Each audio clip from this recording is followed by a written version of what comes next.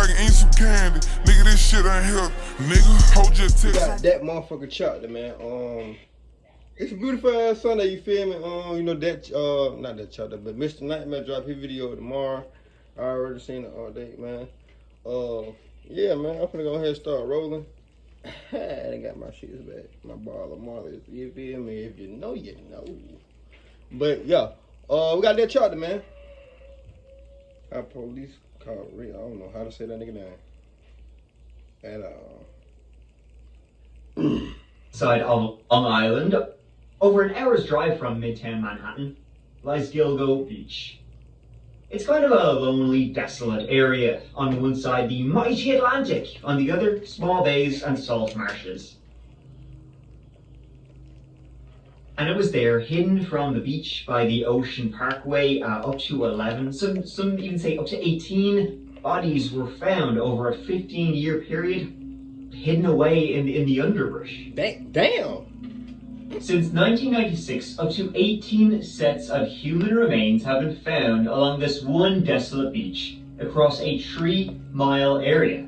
All are unsolved and many remain unidentified, though 4 victims, at least, may finally... Pause, bro. Yeah, I gonna be in the comments like, God damn, he drank that water fast as fuck, bro. I ain't drunk no water all day. Chill out. Getting justice. Do your homework. The most recent body was found in 2011. But this case really began in 2010. That's when the Long Island serial killer emerged and became known. It began with the disappearance of Shannon Gilbert. 24-year-old Shannon Gilbert was originally from Pennsylvania, but moved with her mother and her siblings to New York after her parents separated. She worked a number of odd jobs before ending up in sex work. Shannon, as a youth, had been diagnosed with bipolar disorder and had a history of drugs abuse. She had been assaulted and needed a titanium plate in her jaw. So, well, sex work was a way to pay the bills. Yet she was taking online college courses in hopes of starting fresh somewhere else. It was on May 1st, 2010, that Shannon was dropped off at a client's house by her driver, a guy named Michael Pack, and the client's house was just down the road from Gilgo Beach. Shannon and their client, Joseph Brewer, they had arranged a date on Craigslist. But, after arriving, Shannon, she was acting very erratically. And at about 4:51 a.m., which was about 3 hours after she arrived, Shannon dialed 911. Yeah, there's somebody after me. I'm sorry? There's somebody after me. Where are you? There's somebody after me. Okay, where are you? There's somebody after me. Where are you, ma'am? I don't know. Somebody's after me. Please. Are you in Suffolk County or Nassau County? I'm on Long Island. Where on Long Island are you? Stop. Please. Stop it, please. Please stop. What's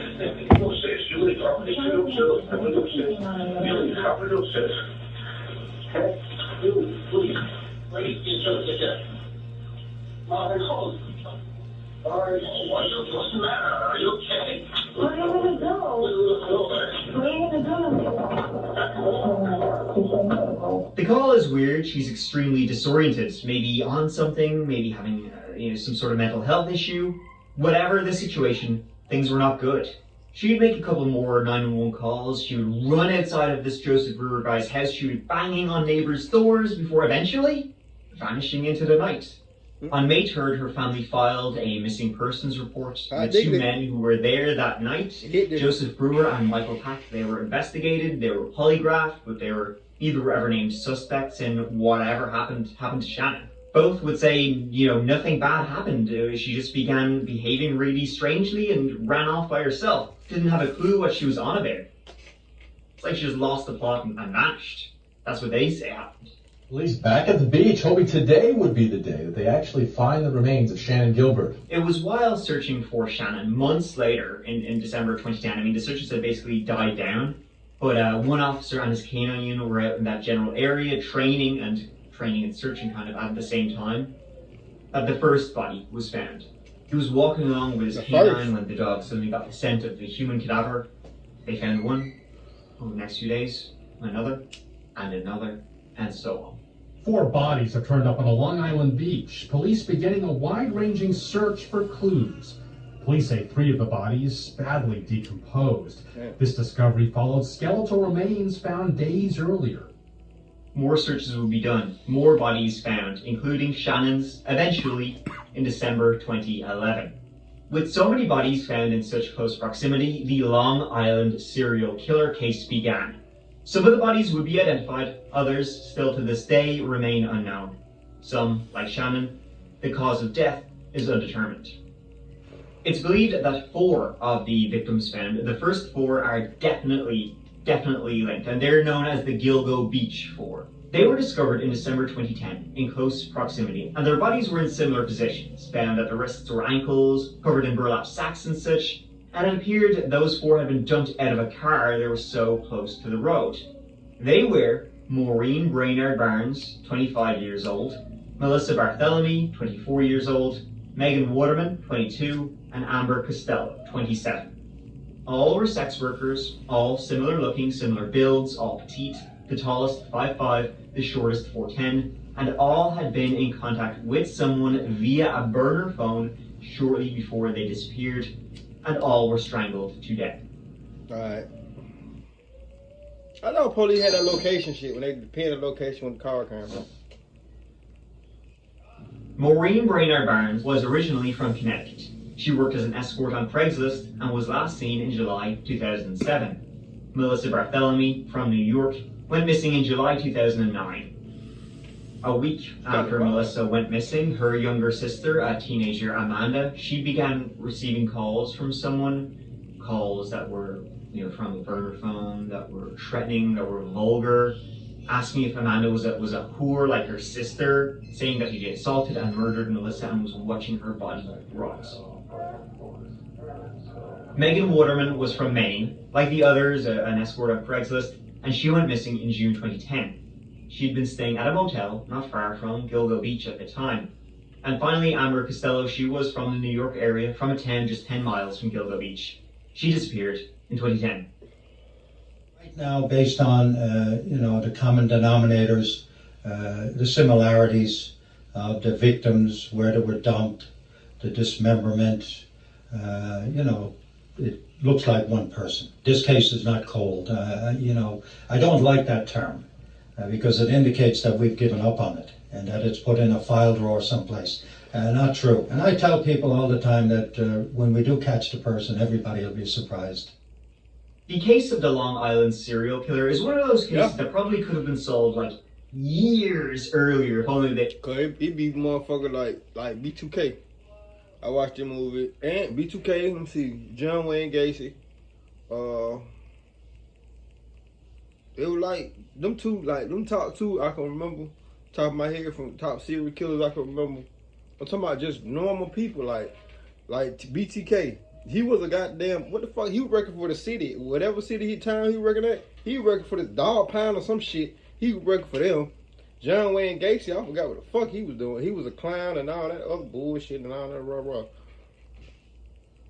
They gotten their asses into gear. In fact, once the investigators did get their ass into gear, they found the suspect relatively quickly. They had descriptions of the suspect and vehicles that had sat in dusty filing cabinets for over a decade, just laying there, not making any progress on the case at all. Things did slow down the case. You probably know what they are. Incompetence and corruption. The Suffolk County Police Chief at the time of the discovery of the bodies was one James Burke.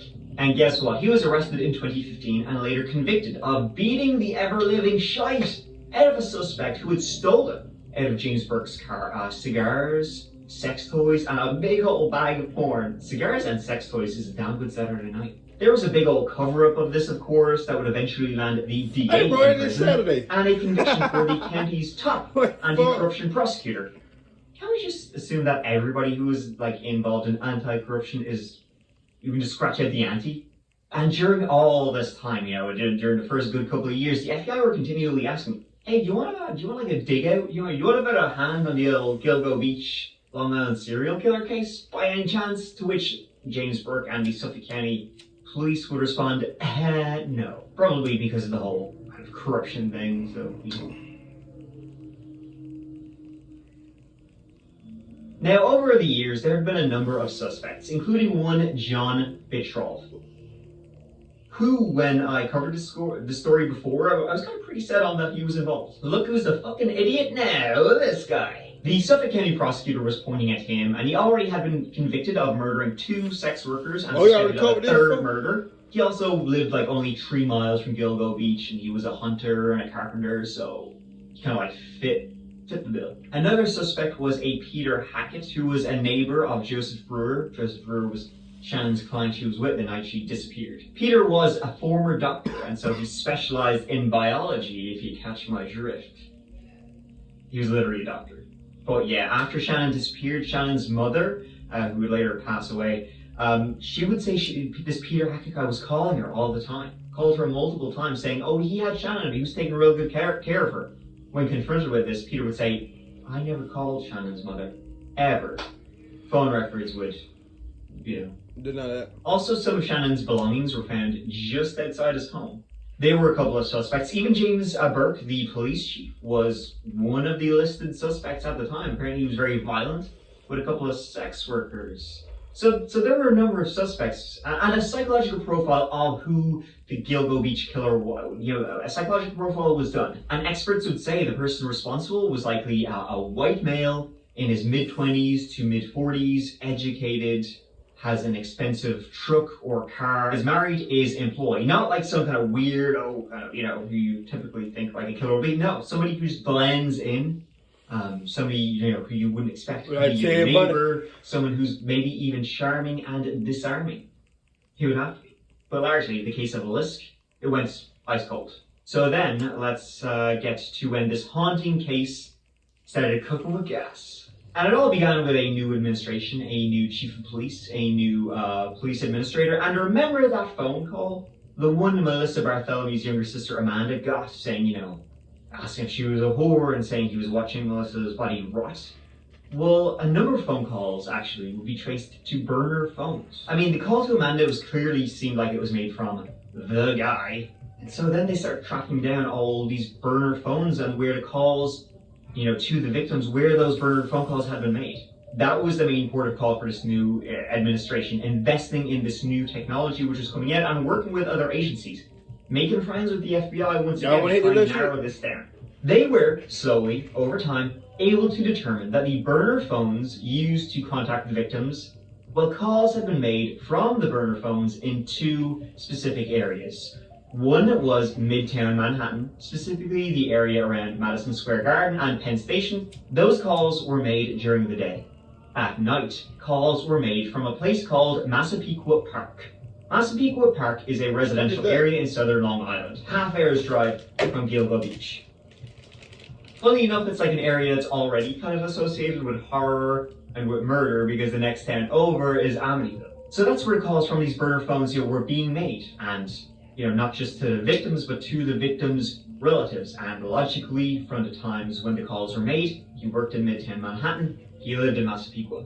It ain't that far away. No, that made it any easier. New York, have you heard? It's a little bit kind of populated. It's a little bit big. There are a few f***ers up there. But when combined with some of the statements this new team began to unearth from dusty old filing cabinets, then you... I've been in New Jersey one time, and I was little. Probably about 3 or 4. You know how long that's been? 2003, my nigga. I ain't been listening. And now that I heard they got a lot of rats down there, I don't think so. Start to build something. The day before Amber Costello disappeared, September 1st, 2010, a call was made from a burner phone around Massapequa Park. That same day, a client showed up at Amber's address in West Babylon, New York. Now, this client, this John, he's going to have a little bit of a trick, a little bit of a hoo-ha played on him by Amber and one of Amber's friends. See, the client would go in, pay Amber up front for some services, and then, just as they were going to get, down to business, Amber's friend would burst in, pretending to be Amber's boyfriend, saying, whoa, what's this? Then he chases this John client out, right? And then they, make off with the money. Well, that's exactly what happened. The client walked in, Amber's friend then burst in shortly afterward, pretending to be your boyfriend. The client said, whoa, I'm just a friend over here, busting a nut. You must be joking, I should leave. He did so, but then declined. He later contacted Amber via the burner phone, asking for credit for next time. The next time would be the next day when Amber disappeared. A description, though, of... I'm sorry, it's a lot of stuff you can get credit on. But getting credit on pussy is crazy. Let me make sure he said that. Let me make sure he said that. Burst in shortly afterward, pretending to be your boyfriend. The client said, "Oh, I'm just a friend over here. Busting in it? You must be joking. I should leave." He did so, but then declined. He later contacted Amber via the burner phone, asking for credit for next time. The next time would be the next day when Amber disappeared. A description, though, of this client was, well, an ogre, was how one person described him. Big, white guy, like 250 pounds, 6'4" to 6'6", big like 70s glasses and dark bushy hair. He also, and this is important, drove a Chevrolet Avalanche. The fact that this suspect drove a Chevrolet Avalanche is something that sat in the folders for over a decade. Nobody so the police began searching for a Chevrolet Avalanche and the names linked to them. And I hate them motherfuckers. I don't know why I don't like them cars. Was Rex Heuermann's. He look like the type of motherfucker that would. I mean, yes, ogre. Yeah, Shrek. It's insulting to Shrek. Of course he is an ogre. 59 years of age, which also would have put him in his 40s when the crimes occurred. Now, the name Rex Heuermann had not been mentioned once, ever, before his name came up in March 2022. Only when they were looking up who owned Chevrolet Avalanches in the area did he come up. So then they were like, okay, he drives the same vehicle that somebody saw near the day before one of the victims disappeared. He looks like a fucking ogre. What else do we know about him? Well, he was a wealthy architect, of course, who had founded Rex Heuermann Consultants and Associates, Inc., based in Midtown Manhattan. He was even captured on Google Street View. Incorporated in 1994, he had extensive experience with New York City's building code, and worked with all sorts of names you'd know, like Nike, American Airlines, Target, Foot Locker, apartment buildings, all sorts.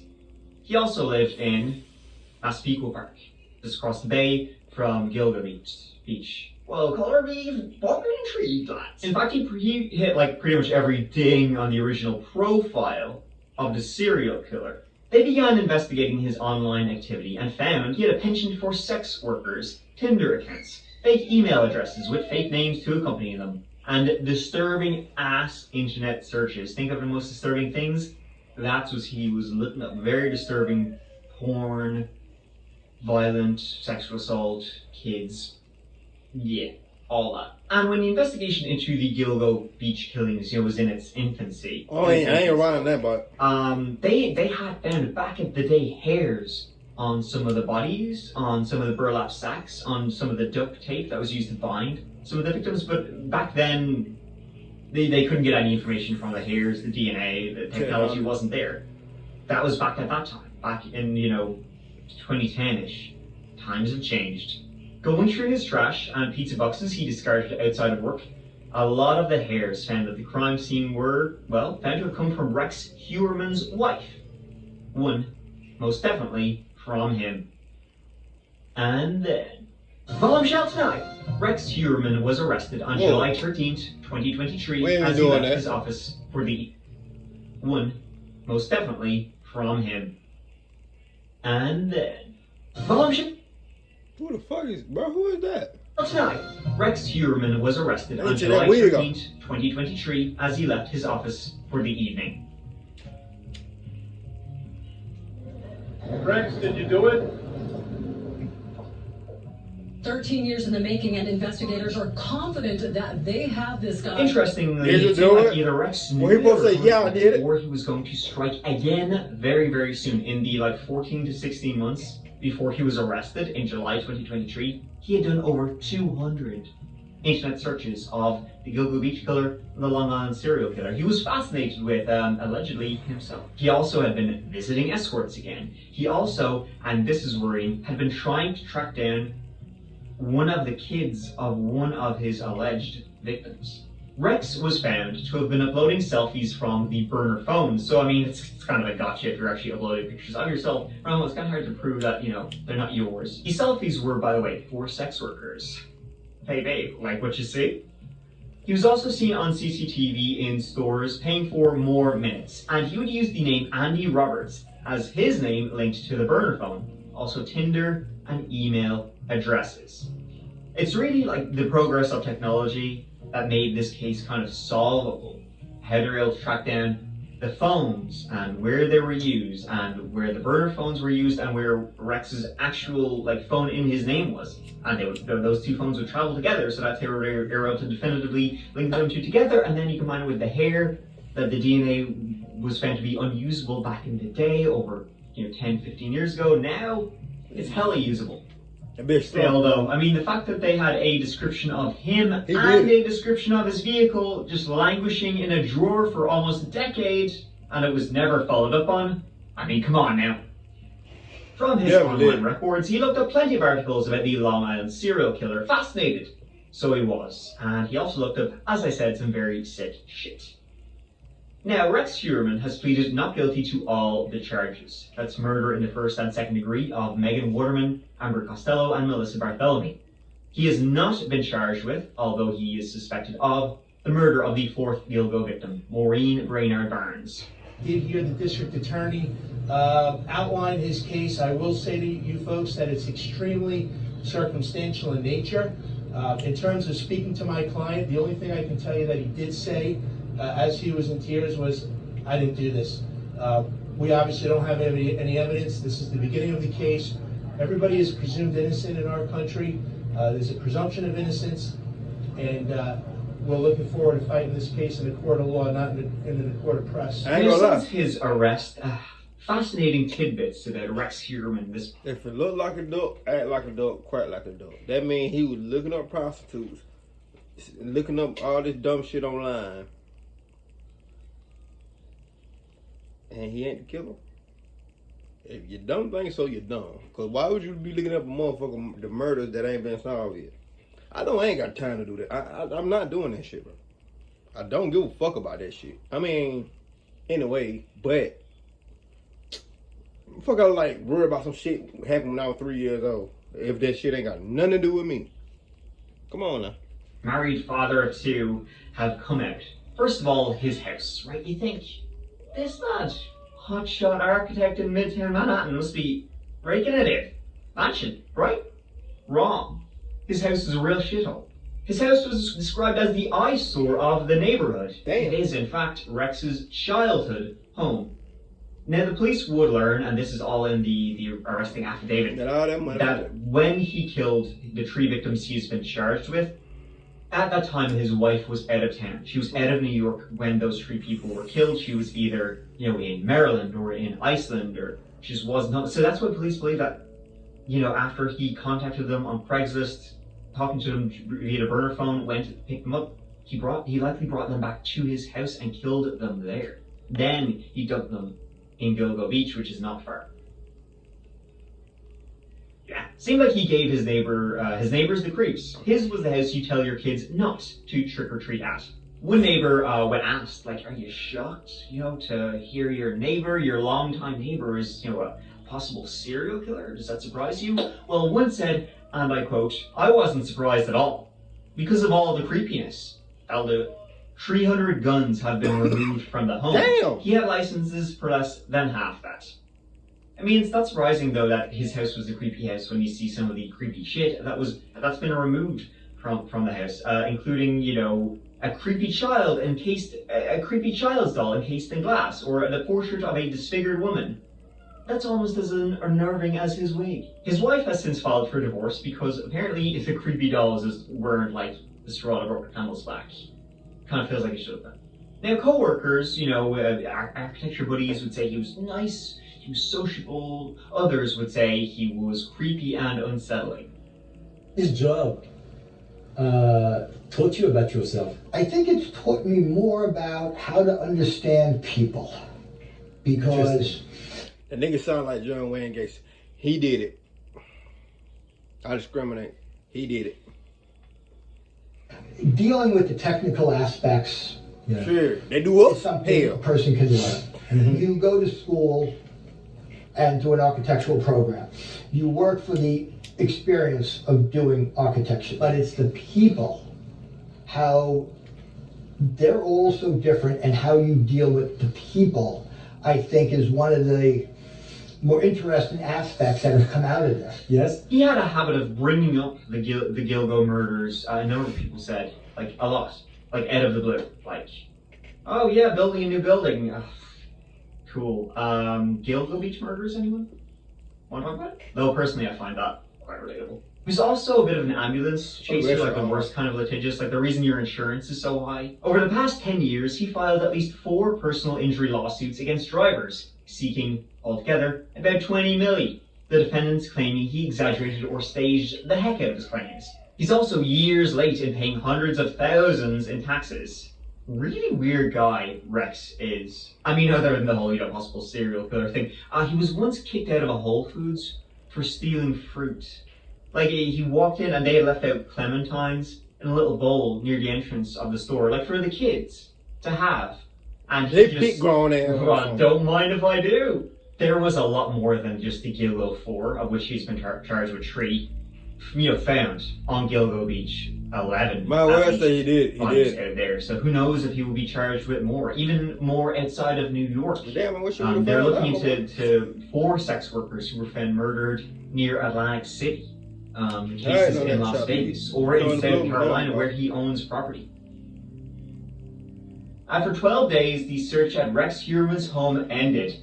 At this time, not much has been revealed other than the, soundproof vault in his basement, but no bones or bodies. So far, anyway. As I said at the top, many other victims have been found at Gilgo Beach, some whose identities are unknown, and you also have people like, the most famous case, which is Shannon Gilbert, and her case is still unsolved, and her cause of death is still undetermined. Whether those cases will ever be solved, whether there is even more killers out there, or Rex Heuermann is responsible for a lot of them, remains to be seen. I hope I said allegedly enough in this, because he hasn't been found convicted of or found guilty of anything quite just yet. So better make sure I kind of do that. But if I haven't, bombshell tonight. Thank you so much for watching. Nigga, that's that chapter. I know I want motherfucking tripping.